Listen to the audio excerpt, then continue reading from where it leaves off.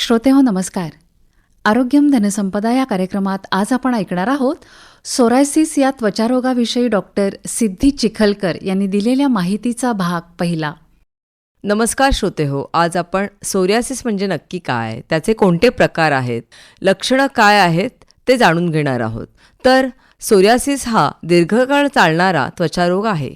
त्यामध्ये त्वचेच्या पेशींची जलदपणे वाढ होते. त्वचेवर लालसर सूजयुक्त चट्टे येतात व तेथून पापुद्रे किंवा खवले निघत असतात. याला सोरियाटिक स्केल असेही म्हणतात.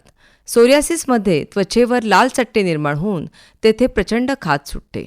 तेथील त्वचा ही जाड होते व त्वचेत पांढरट चंदेरी रंगाचे पापुद्रे निर्माण होतात.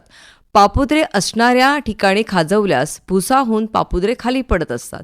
सोरियासिसचे चट्टे प्रामुख्याने कोपरा, गुडघे अशा सांध्यांच्या ठिकाणी आढळतात.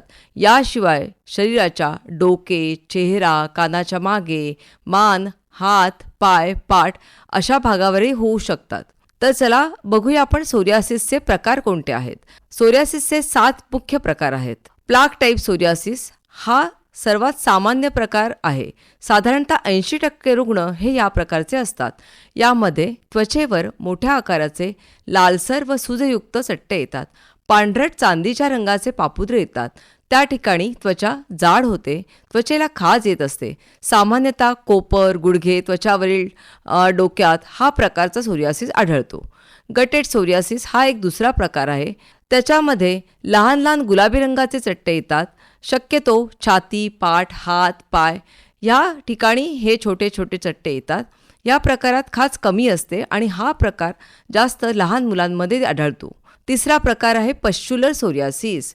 या प्रकारच्या सोरियासिसमध्ये सूजयुक्त पू भरलेले चट्टे येतात आणि त्वचा लालसर होते आणि प्रामुख्याने हात आणि पायावरच्या त्वचेवर हा सोरियासिस आढळतो, पण तो इतर शरीराच्या ठिकाणीही येऊ शकतो.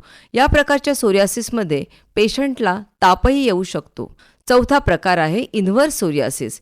या प्रकारच्या सोरियासिसमध्ये त्वचेवर लाल चमकदार सूजयुक्त चट्टे येतात आणि हा सोरियासिस काखे, स्तनाजवळ, जांघेत किंवा गुप्तांगांच्या ठिकाणी आढळतो.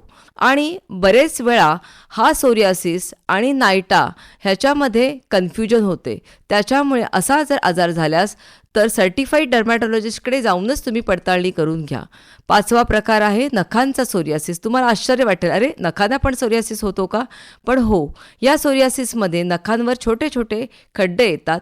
नखाच्या आतल्या बाजूला पापुद्रे जमा होतात आणि तसेच नखावर पिवळ्या रंगाचे ऑइल स्पॉट्सही होतात.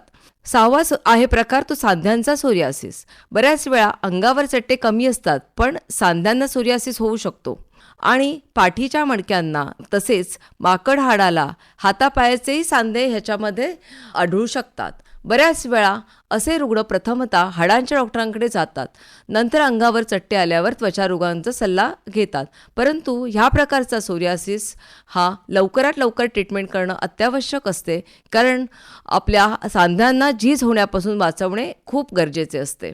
तर आता आपण ही सोरियासिसची लक्षणं आणि प्रकार दोन्ही गोष्टी बघितल्या आहेत. तर श्रोतेहो, उद्याच्या भागात आपण बघणार आहोत हे निदान कसं करायचं आणि त्याची कारणे काय आहेत हे आपण उद्या जाणून घेणार आहोत. श्रोतेहो, आत्ताच आपण सोरायसिस या त्वचारोगाविषयी डॉक्टर सिद्धी चिखलकर यांनी दिलेल्या माहितीचा भाग पहिला ऐकलात.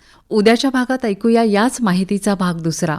या कार्यक्रमासाठी निर्मिती सहाय्य केलं होतं सुचेता गरुडे यांनी आणि या कार्यक्रमाचे सादरकर्ते डॉक्टर प्रफुल्ल तांबे.